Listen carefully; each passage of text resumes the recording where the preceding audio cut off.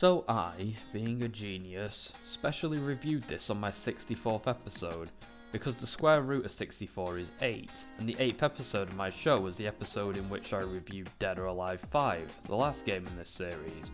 For those of you who have just joined the series since then, Dead or Alive 5 last round was rather flawed but fun as a whole. It had a few "Oh Japan" scenes and had a rather long campaign that told a complete story, I guess. It wasn't the best of stories and not everything flowed logically, but I'll take what I can get, especially when I was kicking the shit out of Namco at the time. Fast forward to 2019 and things are quite different. Namco Bandai has redeemed itself with Soul Calibur 6, NetherRealm Studios released several brilliant games in a row, and we're coming to the end of the console's lifespan. Given that Dead or Alive 5 came out for the PS3 and the Xbox 360, this means that 6 is the generation's entry into the series. We're so far into the lifespan of both Microsoft and Sony's giant consoles that it's very unlikely that there'll be another one for the PS4 or the Xbone. So, what has the 5 years of next-gen innovation that we've had since 2015 brought us? What notes have Tecmo Koei been taking as they develop this opus? Well, basically none. The game looks and feels exactly the same as the last one. Even if you do find differences, the overall feel of the game is exactly the same. I have to admit that fighting games tend to often feel the same as each other, and it's kind of hard to tell the difference between them as they come because usually you've had quite a break between installments. But I did go back to Dead or Alive 5 to take another look at it, and whilst it's clearly improved, it doesn't feel like it's that big of a deal. It's not like, say, how the Mortal Kombat games really improved between installments. The graphics have also had a real overhaul, which I guess is pretty good, but then you start noticing that some characters look rather off. Particularly Jan Lee, who is notorious for looking kinda weird in this installment. While they do program in new moves into the game for all characters, I didn't feel like there was much worth writing home about as far as differences go from the last game. I mean, it didn't really impress me with any of its new additions. Meanwhile, a lot of the roster are missing, including Genfu, Leon, and a few other characters, and a few modes are also missing, like Team Mode. I get that rosters move around and stuff in fighting games, but only 2 new characters were added to replace them. At least Tekken 7 added a dozen new people to replace the old ones. So the game bombards me with a bunch of notifications the second that I start it up. 17 of them to be exact. To be fair, I did buy this game a few years after it came out. I bought Dead or Alive 2 4 years after it came out. You know how many notifications it bombarded me with when I started it? None. The most interesting one is the hair token receipt, which I got nothing for as I didn't even fall for that scam, but it's a good opportunity to mention it. I decided to take a look at the DLC options for this game, and fucking hell, there is a lot of DLC. In fact, I'll be honest, I'm gonna say that there's way too much DLC, and none of it's what I'd call good. It's either making you pay for shit that you already own, assuming that you own Dead or Alive 5 last round, and it also offers you really shitty costumes for the characters to wear as well. Most of which were in Dead or Alive 5 last round, and the ones that weren't, I honestly wouldn't let my worst enemy shit on. Not alternative armor designs for the ninjas, or maybe some crossover cosplays, or hell, even something reflective of the character themselves, like a fursuit, but an avalanche of sexy bunnies, Santa suits, bikinis, maid costumes, dresses, costume swaps, training wear, and other wastes of money and developer time and effort. I actually went frigging cross-eyed going through every single one of these costumes just trying to figure out who in the hell would buy this shit. I mean, first of all, if it's in the last game, it should never be DLC for the next game. The only thing in this category that I'd allow is if the game's been out for a while and the devs add it sometime later due to player demand. I'm aware that this has happened with a few characters and cut items, and I can forgive it, especially if I'm not paying through the nose to get it either. Melina being DLC in Mortal Kombat 11, for example, doesn't bother me as much, because she doesn't have a place in the game and there was a lot of demand for her to come back. A million souls cried out for my return. Not to mention either that she was a fully revamped character with a different moveset and style, as well as new appearance designs, new lines and interactions with characters that she hasn't met before. They also bothered to give her an arcade story mode and a character ending as well, so that lessens the blow somewhat. These characters, on the other hand, are mostly the same as their Dead or Alive 5 counterparts, in both appearance and moveset. They have little to no in-world presence once you've bought them, and most of them really should have carried over from the last game's roster. I'd only accept Lisa Hamilton, given that she seemingly died in the last game as a DLC character. The rest should be in the base game, or should not be a DLC less than a year after the game came out. When did it become the norm to lock off more and more of the roster behind a paywall? Again, at least Mortal Kombat does this with characters who haven't been in the game for years and guest characters. Dead or Alive and Tekken have been doing this with characters who have been staples for literal decades. From what I understand, it would cost you around $670 or 430 British pounds to own all of the DLC, which, from what I can grasp, it would cost about $2,000 to buy all this shit individually. Some people are aggressively defensive against this being a problem, saying, you don't need to buy it all. Well, why are the devs making something that they don't expect or want people to buy? Why not make it cheaper or make it free entirely? Who in their right mind would defend a game where you have to spend about £430 to buy all of the game's DLC, which you can own most of it by buying its predecessor? How can you defend a game as not shit when its predecessor is a full package at £50? But what makes it even funnier is the fact that it's what killed this game. People saw through this shit and stuck with 5 because it's at best the same old shit. In fact, if I ever want to play Dead or Alive again, I'm probably going to play Dead or Alive 5, not this one. Or maybe even 2. At least they have a lot more content that I don't need to pay through the nose for or work hours for, just to kid myself that I'm not spending money. So I begin the Dead or Alive 6 story and it opens up with them doing stuff to bring back Kano in his giant jam jar, and this blue-haired lady watches some footage and laughs at it. I assume she's already seen that footage as well, so I don't know why this needs to happen. I then opted to go for the prologue, being thankful that it was chronological. How naive and foolish I was back then. So it opens up with this poor girl having to mop an entire coliseum by herself, and then Helena comes along and beats her up to see if she can handle a much tougher job. Remember, this is the universe where literally every conversation ends in a fight. It's a universe that Rick and Morty said fuck this to and never ever went. They put it on their blacklist and just never spoke of it again. I think someone really needs to take a look at DOA-Tec and possible records of employee abuse. Helena here makes Randy Pitchford look restrained. Then Kasumi does some drawing in her room and looks at some dried flowers. And that's the scene. Those flowers represent the Dead or Alive franchise and how this once beautiful blooming flower has now turned into a dried husk. It's sad that The Sniper 2 has more of a point to its scenes than this AAA game made nearly 20 years later. Anyway, remember how I said it was in chronological order now, and that's a good thing? Well, yes and no. Yes, because it's chronological, but no, because every character's storyline out of the 3 dickhead ninjas is separate as a sort of side story, and doing the previous one doesn't necessarily unlock the next one. Not gonna lie, I really don't like this. The 5th game went on forever, but it at least told a story. This is just a disjointed mess, and it's really confusing if you don't know what you're looking at the first time the game boots up. You might think that most of these are just side scenes, so they don't really matter. And I thought that too, but then there's some important plot moments that are buried in all of this as well.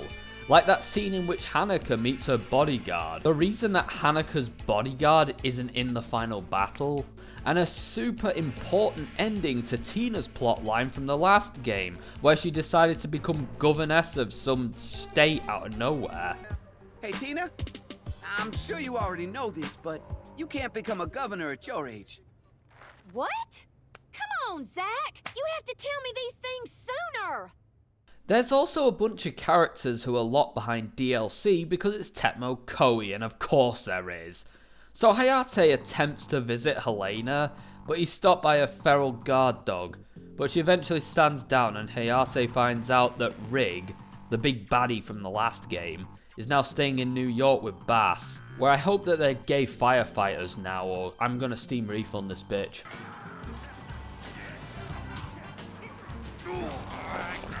Oh, Hosanna they are.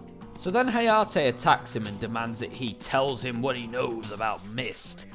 I'm assuming that's a club that he and Bass haunt on the weekends. Assless chaps are mandatory for entry. Nah, just kidding. They're the main baddies from the first game. Of course they are, because they got a stupid acronym. Then Bass shows up and scares him off with his oil drum of justice. Huh? Oh, you got the wrong man. Get out of here!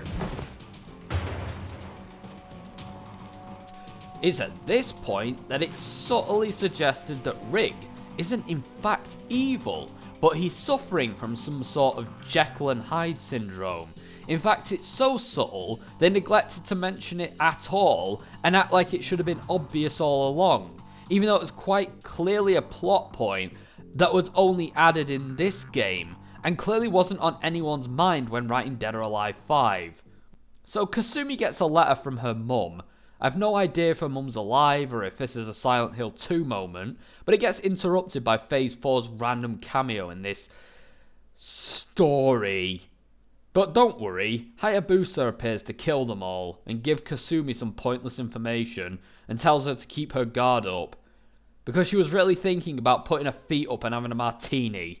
It's at this point that it becomes bleedingly obvious that this is a story written by someone who just could not be arsed. All of the dialogue is redundant and cryptic, there's not a single emotion or character moment in the entire game, and everyone just goes through the motions. So far we've had 3 chapters, and only one thing has been established, and that's that the 5th game has happened.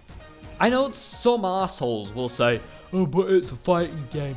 How much story do you need? Which is quite frankly a redundant argument now that NetherRealm has 3 Mortal Kombat games, 2 Injustices, and Soul Calibur 6 has a beautiful retelling of its original campaign story, and Dead or Alive 5 even had way more going on in its story than this. I know we're 3 chapters in, but Jesus Christ, this feels like it was written by a bored child. And since this isn't 2002 anymore, this is just not gonna cut it.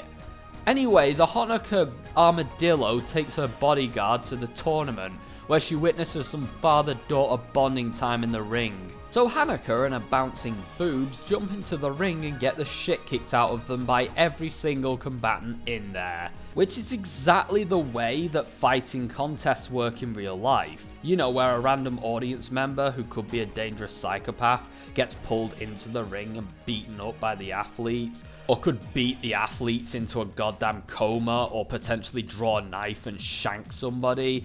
Nah, you just let anyone come in, it's first come first serve, and there's absolutely no background checks on anybody. Have at each other. I also noticed that Bass now wears a flatress mac, as does Tina, which is a look that I usually like, but I feel like it's a substitute for effort in this game. Tina's isn't too bad because it has a bit of personality, but Bass's looks super lazy.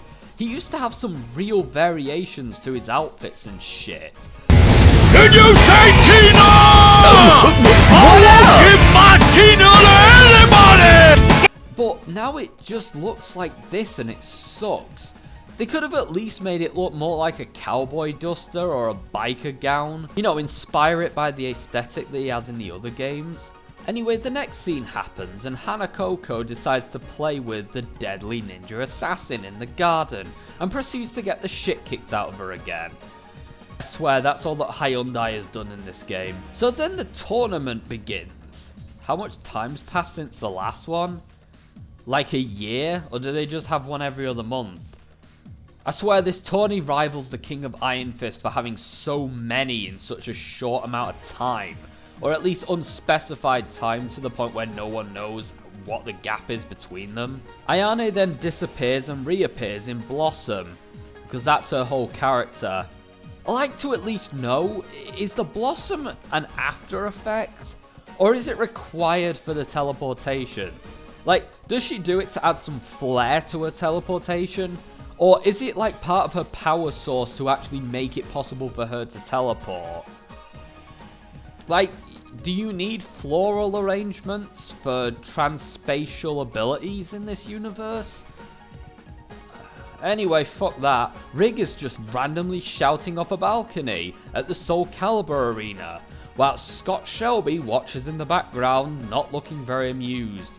Then they initiate Experiment S7, which involves Christy here walking up to him, sniffing him, and then laughing as she walks away.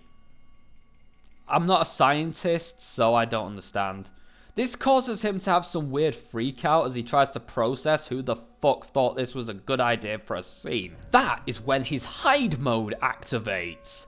Anyway, Pervy Gropey Man from Dead or Alive 5 has a cameo where he's reaching out for Kano in his jar, and Nico becomes my new favourite character by saying exactly what I'm thinking. Oh, how much I want to see you again.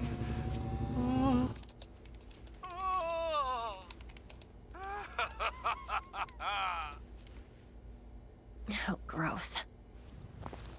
Then we go to the DOA Museum, which is actually a kind of cool idea for a stage, where a bunch of classic stages are bundled together in a museum setting.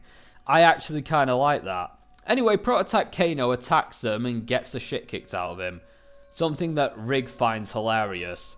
I also don't know why Rig talks like he's part of the Mist group. If he is, then why is he living as Jekyll his entire life?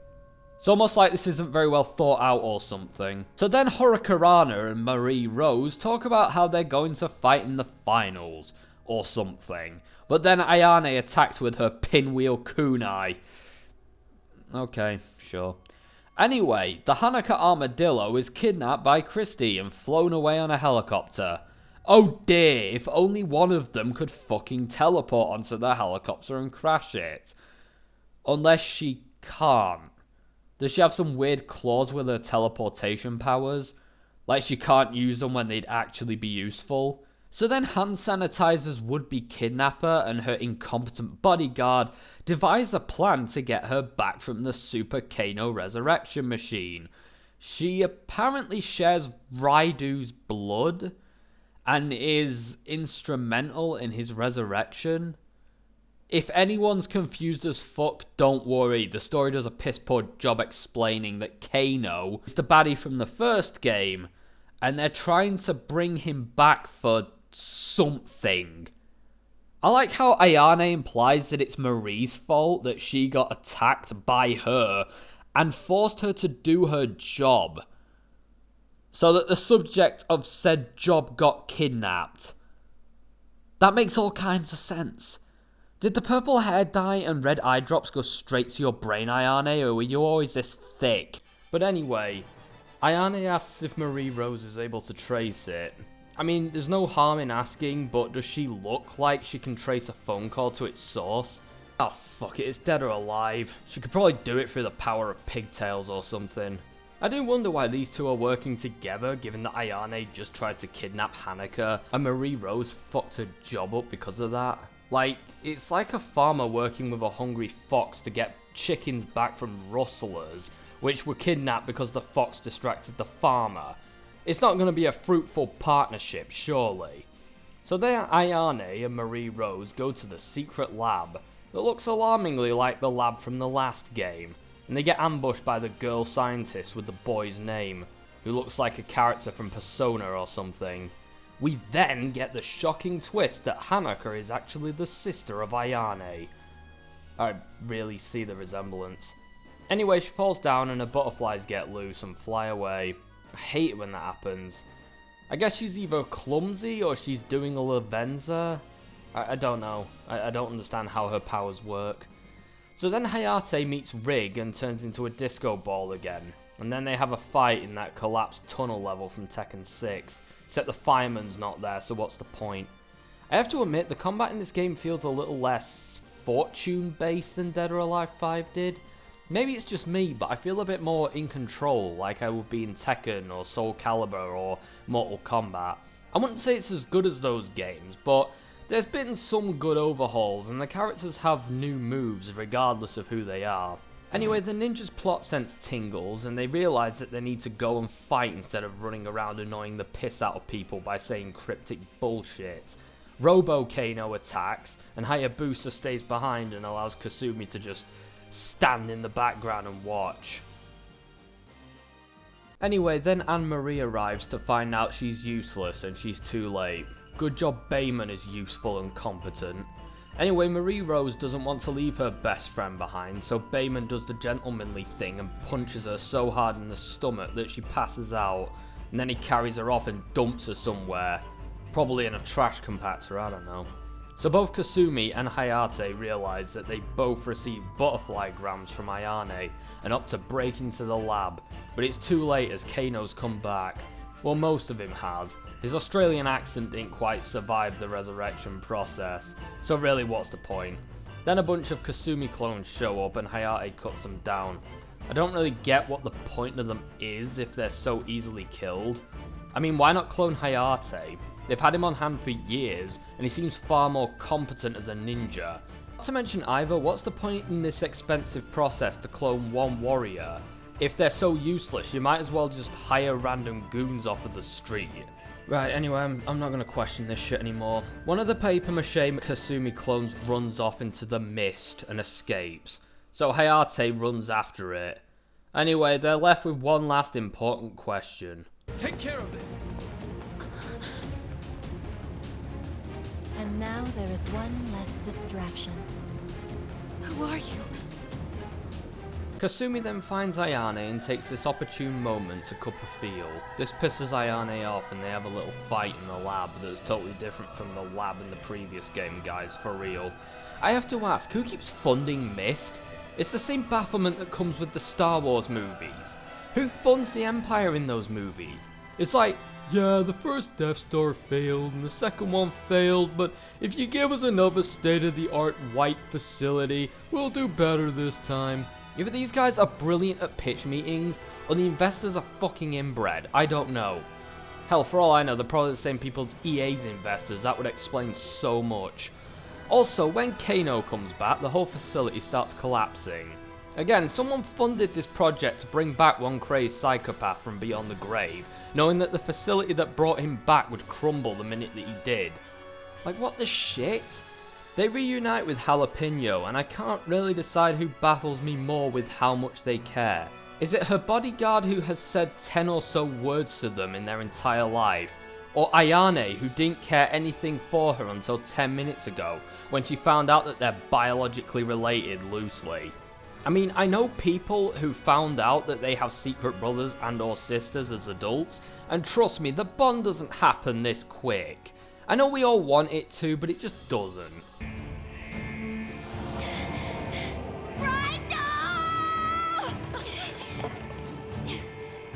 So then the ninjas run off to find...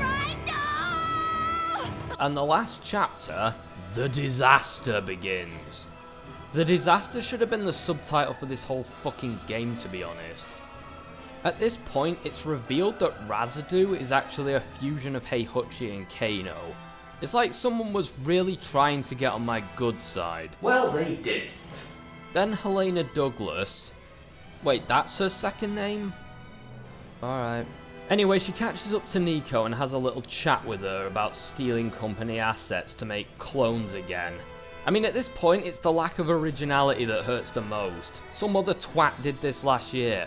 Anyway, she decides that she will show Helena just how sane her project is by showing the destruction that was caused, and then showing her boss that they had secretly been working on a project to revive a clone of her dead mum. How the fuck would that have worked? Were they planning on just having a jump out of a cake at a next birthday party? When were they going to mention that? I also want to know, why did they bring back Razadu in the first place?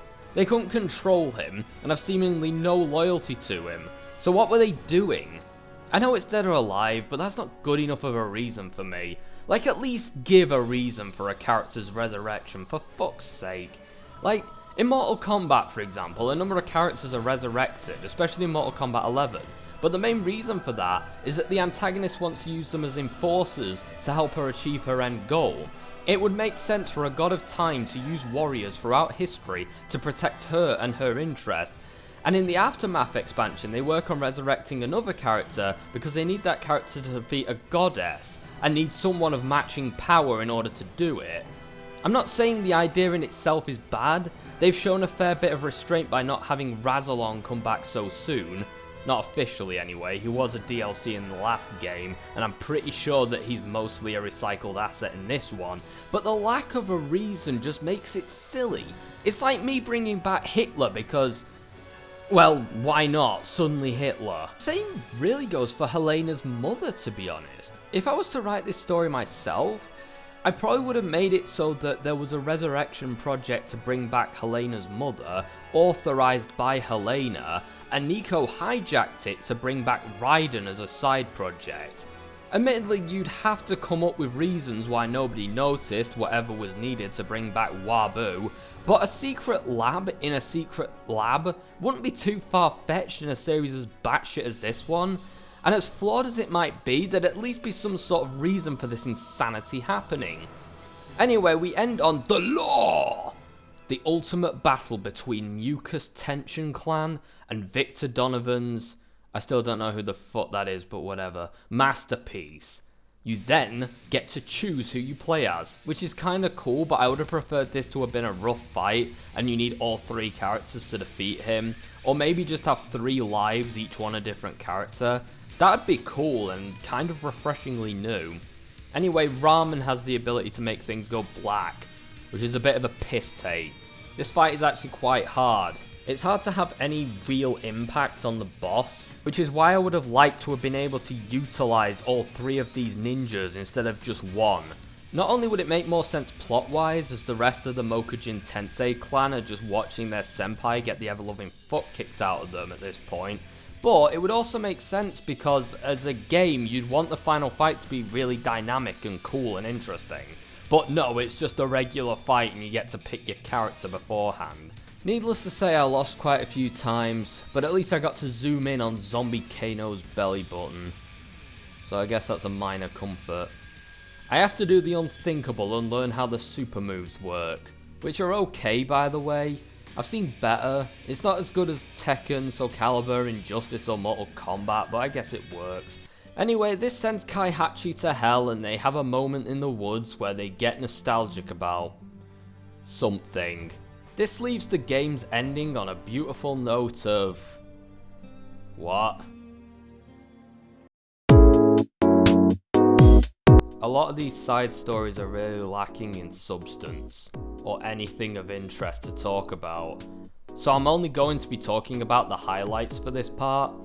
Sorry, but it'd take me a while to talk about everything, and it'd be somehow even less interesting.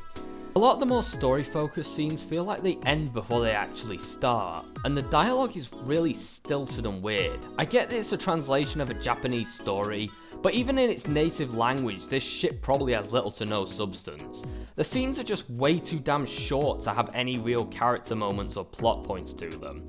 So Hanaka and Marie Rose go flower picking, and they end up getting attacked by pterodactyls. Though that's not the part that impresses Hyundai. She wants to know the ancient Japanese art of avoiding shit. Why isn't anyone questioning the flying reptiles that apparently went extinct thousands of fucking years ago? Why is nobody more concerned about the killer dinosaurs? Actually, pterodactyls are not dinosaurs. Mate, it's Dead or Alive, fuck off, I don't care. There's another stage at this point that has a kraken living under it, and nobody thinks twice about it until it knocks Lei Fang's stupid treasure out of her hands. Then, Rig and Bass do some tense, sweaty sparring before they have rough sex. There's a new character called Diego who doesn't seem to do much but fight. He has a thing with his mum, and him and Jan Lee have a totally not romance. I kind of like this storyline the most, even if it does have the glaring problem of Lei Fang being useless. Lei Fang is one of the longest standing characters in the series. She was actually my favourite character back in 2002 when I first played the Dead or Alive game, but my god, she gets less relevant and more lame with each installment. All she does in these games now is simp for Jan Lee and then get into ooh-woo moments that he has to save her from. That's her entire reason for existing. She has absolutely no reason to live outside of Jan Lee. What's really sad is that in Dead or Alive 2, she actually had her own scenes with rivalries and such. Like, she breaks a rock with her bare hands in one scene. This is power, Lei Fang! You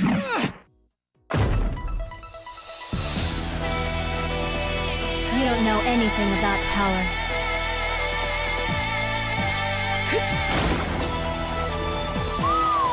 Demonstrating how powerful she is, and now all she does is get groped on trains.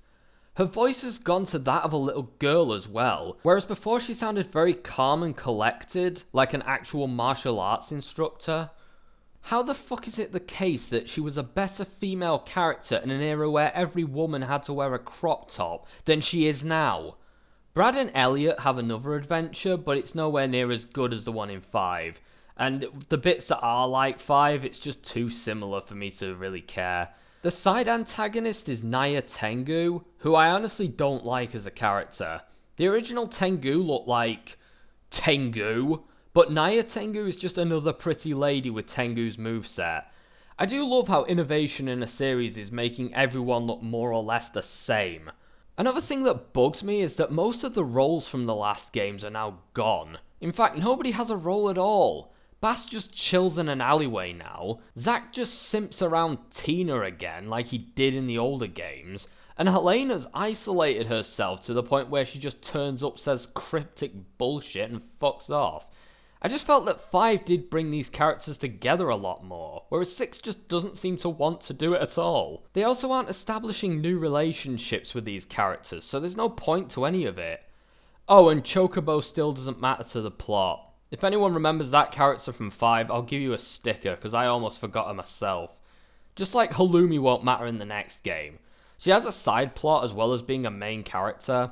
It revolves around her meeting different people and stealing their styles. I find it funny because she does stances that trigger the fight, but then in the actual fight, she just reverts back to a regular stance. They can't really do anything else, I guess, but would have been cool if she was like Combot from Tekken Tag 2 with a custom moveset, or even Mokujin with a random moveset. Tina and Bass make a new tag team. I can't help but find it funny because tag team mode was removed from this game. The irony was not lost on me. But this scene is especially funny to me because Helena turns up and offers them an unconditional offer for sponsorship. So Tina proceeds to add conditions onto it in which you can only really lose out. Brad, Wong and Elliot have another story together. Again, I kind of like this one, and I liked it a lot more than the others, especially when Brad shoves Elliot into a hole full of dead bodies and just laughs as he goes through a traumatic experience. Classic Brad.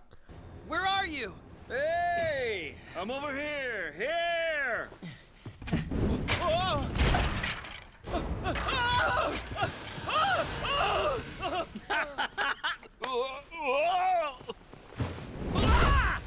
Naya Tengu is the minor antagonist of the side plots, but she doesn't really matter that much. She just sort of appears, does a devil on the shoulder routine, and then disappears.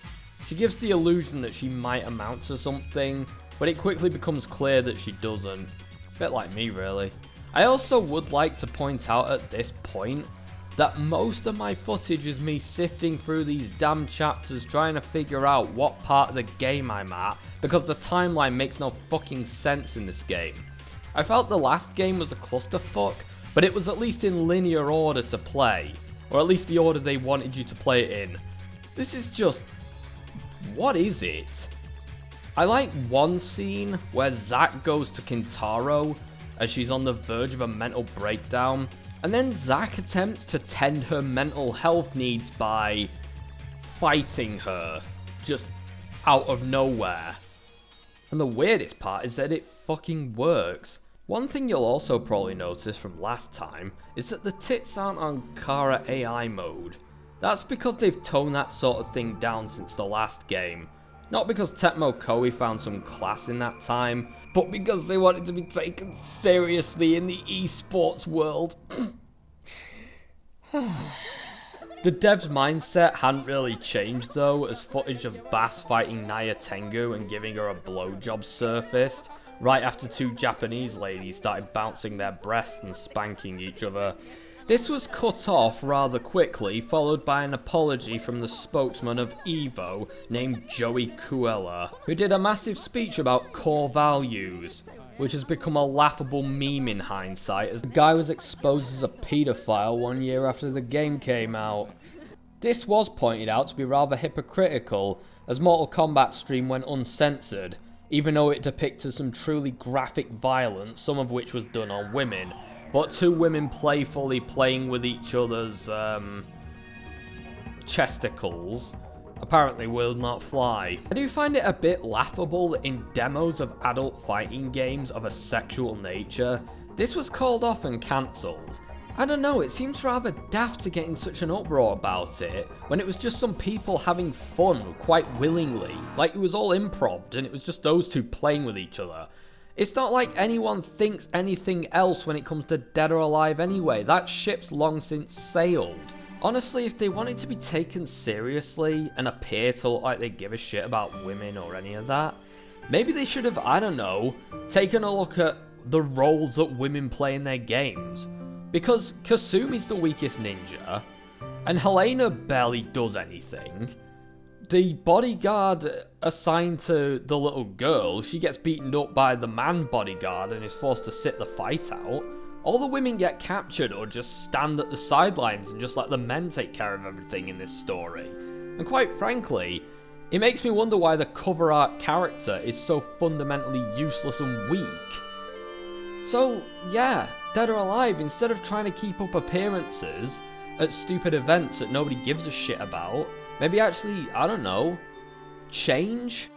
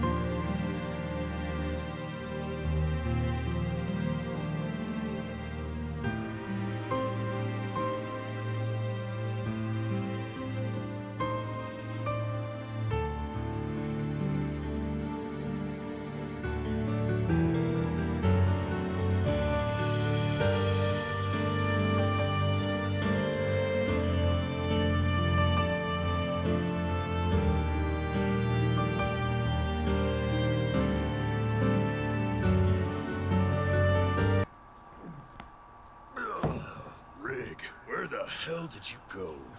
Just to let you know, we will be putting an end to your partner. Huh? What kind of fool's talk is that? What did Rick ever do to you?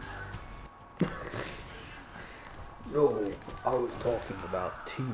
Oh, I don't care about fucking Tina. Where's my real son, Rick?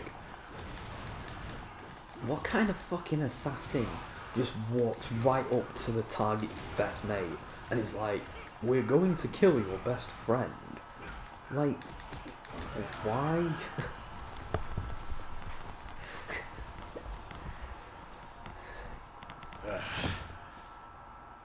Rig, why are all these people coming after you? That's his picture on the wall.